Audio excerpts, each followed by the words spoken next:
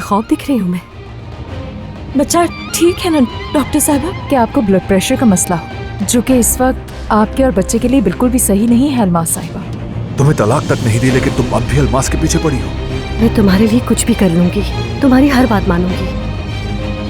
अगर अलमास देख लेती तो गलतफहमी हो जाती उसे। अलमास ये सब डिजर्व नहीं करती वो।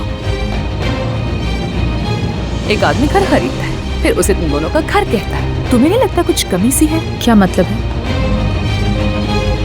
अफसोस, मतलब अब तुम अपने बेटे के पास उसके सोने के बाद ही जा सकते हो। कैसा लग रहा है अली? मुझे इस लड़की से बहुत नेगेटिव वाइब्स आ रही हैं। बात सुनो नूर, उस मैसेज की ज्यादा टेंशन मत लो। टेक्नोलॉजी का दौर है, सब पता चल जाएगा।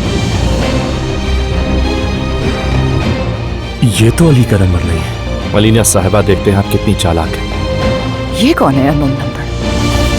ये मोहब्बत बदुआ बन गई है।